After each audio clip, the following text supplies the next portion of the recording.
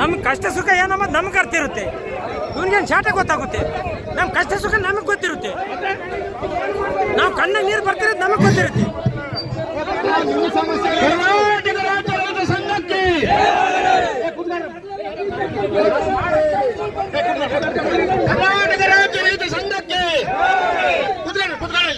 ನಮ್ಮ ಕಷ್ಟ ನಮಗೆ ಗೊತ್ತು.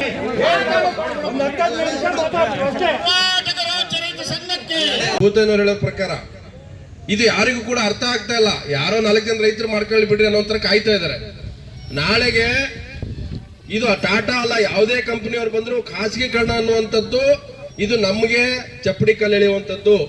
ನಮ್ಗೆ ಈಗ ಮನೆಗಳಲ್ಲಿ ಮೀಟ್ರು ಬೆಳಿಗ್ಗೆ ಬರೋಷ್ಟೊತ್ತಿಗೆ ನಾವೇನಾದ್ರೂ ಒಂದಿನ ದುಡ್ಡು ಕಟ್ಟಲಿಲ್ಲ ಅಂದ್ರೆ ಸಂಜೆ ಅಷ್ಟೊತ್ತಿಗೆ ಕಟ್ ಮಾಡಿ ಹೋಗ್ತಾರೆ KB ಅವರು.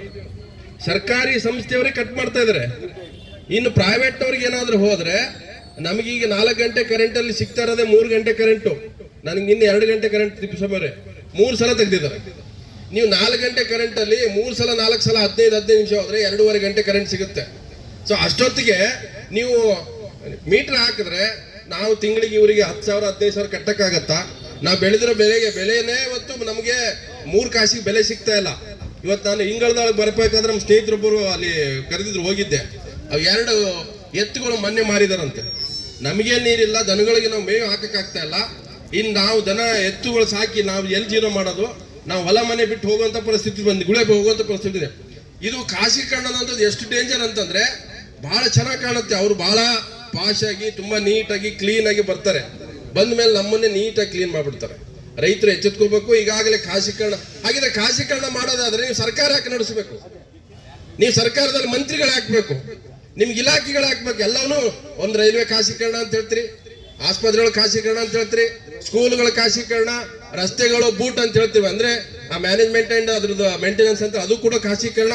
ಇವತ್ತು ಟೋಲ್ ಅಲ್ಲಿ ಹಿರಿಯೂರು ಚಿತ್ರದುರ್ಗ ಬರ್ಬೇಕಾದ್ರೆ ಒಂದು ಗಾಡಿ ಅವನು 100 ರೂಪಾಯಿ ಕೊಡ್ಬೇಕು, ಅದು ಪ್ರೈವೇಟೇ. ಪ್ರತಿಯೊಂದು ಖಾಸಗೀಕರಣ ಮಾಡೋದ್ರಿಂದ ನಮ್ಮ ಮುಂದೆ ರೈತರಿಗೆ ಇದು ಒಂದು ರೀತಿ ಮರಣ ಶಾಸನ ಆಗುತ್ತೆ. ಈಗಿನ ರಾಜ್ಯ ಸರ್ಕಾರ ಏನು ಹೊಸ ಚೀಫ್ ಮಿನಿಸ್ಟರ್ ಇದ್ದಾರೆ, ಕೇಂದ್ರ ಸರ್ಕಾರ ಇಬ್ರು ಸೇರಿ ರೈತರನ್ನ ಉಳಿಸುವಂತ ಕೆಲಸ ಮಾಡಬೇಕು. ನಮ್ಮ ಹಳ್ಳಿಗಳಿಗೆ ಮೀಟರ್ ಹಾಕಕ್ ಬಂದ್ರೆ ನಾವ್ ಯಾರು ಬಿಟ್ಕೊಳ್ಳೋದು ಬೇಡ. ಅವರನ್ನ ಖಂಡಿತವೂ ಕೂಡ ಅವ್ರನ್ನ ಬಲವಂತವಾಗಿ ಊರಿಂದ ಹೊರಗೆ ಹಾಕ್ಬೇಕು. ಮತ್ತೆ ನಮ್ಮಿಂದ ಗೆದ್ದು ಹೋದಂತ ಶಾಸಕರನ್ನ ಹೊರಗೆ ಹಾಕ್ಬೇಕು. ಮೇನ್ ಇರೋದು ನಾವ್ ಯಾರನ್ನ ಆಯ್ಕೆ ಮಾಡಿದ್ವಿ, ನಮ್ಮ ಪ್ರತಿನಿಧಿಗಳ್ಯಾರು ವಿಧಾನಸಭೆಯಲ್ಲಿ ಪಾರ್ಲಿಮೆಂಟ್ ಅಲ್ಲಿ ಇರ್ತಕ್ಕಂಥವ್ರು, ನಮ್ಮ ಸಂಸದರು, ಶಾಸಕರು. ಅವ್ರೇನು ಕತ್ತೆ ಕಾಯ್ತಾ ಇದಾರ? ಅವ್ರಿಗೆ ಇದ್ರ ನೋವು ಅರ್ಥ ಆಗಲ್ವಾ? ನಮ್ಮ ಇಡೀ ದೇಶದ ರಾಜ್ಯದ ರೈತರ ಸಮಸ್ಯೆಗಳೇನು? ಇವತ್ತು ನಾವು ರೈತರ ಬೆಳೆಗಳನ್ನ ದ್ವಿಗುಣ ಮಾಡ್ಕೊಡ್ತೀವಿ, ಡಬಲ್ ಮಾಡ್ತೀವಿ ಅಂತ ಹೇಳಿದ್ರು. ಎಲ್ಲಿ ಮಾಡಿದ್ರು? ಇವತ್ತು ಸಾಲ, ನಮ್ಮ ಸಾಲ ಜಾಸ್ತಿ ಆಗಿತ್ತು. ಇವತ್ತು ನಮ್ಮ ಟ್ಯಾಂಕರ್ ನೀರು ಹೊಡಿತಾ ಇದಾರೆ. ಚಿತ್ರದುರ್ಗ ಜಿಲ್ಲೆಯಲ್ಲಿ ತೋಟಗಳು ಕೈ ಬಿಟ್ಟಿದ್ದಾರೆ. ಸಾಲ ಮಾಡ್ಕೊಂಡು ಇವತ್ತು ಯಾರು ಕೂಡ ದನ ಕರುಗಳು ಸಾಕಾಗ್ತಾ ಇಲ್ಲ. ಇವತ್ತು ಮುಂಗಾರು ಕೈ ಕೊಟ್ಟಿದೆ. ಅದ್ರ ಮಧ್ಯೆ ಅವರು ಮೀಟರ್ ಹಾಕ್ತಾರೆ ಅಂತೇಳಿ.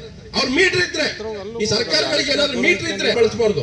ಆ ಮೀಟರ್ ಇದ್ರೆ ಅವ್ರ ಮೀಟರ್ ಹಾಕಕ್ ಬರ್ಲಿ. ನಿಮ್ಮ ಯೋಗ್ಯತೆಗೆ ಸರಿಯಾಗಿ ಬೆಲೆ ಕೊಡಕ್ಕೆ ಯೋಗ್ಯತೆ ಇಲ್ಲ, ನಮ್ಮ ಪರಿಹಾರ ಕೊಡಕ್ಕೆ ಮೊದಲೇ ಯೋಗ್ಯತೆ ಇಲ್ಲ, ಬೆಳೆ ವಿಮೆ ಕೊಡಕ್ಕೆ ಮೊದಲೇ ಯೋಗ್ಯತೆ ಇಲ್ಲದ ಸರ್ಕಾರಗಳು ನಮ್ಮ ಪಂಪ್ಸೆಟ್ಗೆ ಮೀಟರ್ ಆಗ್ಲಿಕ್ಕೆ ನಿಮ್ಗೆ ಯೋಗ್ಯತೆ ಇದೆಯಾ? ನಾಚಿಕೆಟ್ಟ ಸರ್ಕಾರಗಳಿಗೆ. ನೀವು ನಮಗೆ ಮೀಟರ್ ಹಾಕಬೇಕಾದ್ರೆ ನಮಗೆ ಒಂದು ಷರತ್ತಿದೆ. ನಮಗೆ ನಮ್ಮ ಬೆಳೆಗಳಿಗೆ ಉತ್ಪಾದನೆ ವೈಜ್ಞಾನಿಕ ಬೆಲೆ ಕೊಡಬೇಕು. ನಾವು 7 ರೇಟಿಗೆ ತಗೋಬೇಕು. ಉಳ್ಳಾಗಡ್ಡೆ 25,000 ರೂಪಾಯಿ ಕ್ವಿಂಟಲ್ ಆಗಬೇಕು. ಕಡಲೆಕಾಯಿ 25,000 ಕ್ವಿಂಟಲ್ ಮಾಡಬೇಕು.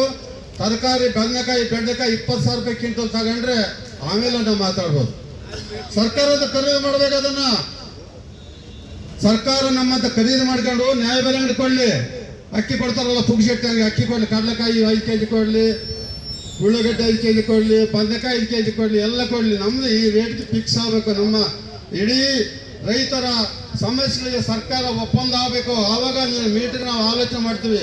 ಅದು ಜಾರಿ ಆದ್ರೆ ಬೆಂಬಲ ಬೆಲೆ ಜಾರಿ ಆದ್ರೆ ಮಾಡ್ತೀವಿ. ಅಲ್ಲಿವರೆಗೂ ನಿಮ್ಮನ್ನು ಮೀಟರ್ ಹಾಕ್ಲಿಕ್ಕೆ ಬಿಡಲ್ಲ ಅಂತ ಹೇಳ್ತಾ ಈಗ ಒಬ್ಬೊಬ್ಬರು 2 ನಿಮಿಷ ಮಾತಾಡ್ಬೇಕು. ಸುಮ್ಮನೆ ಗೊಂದಲ ಬೇಡ.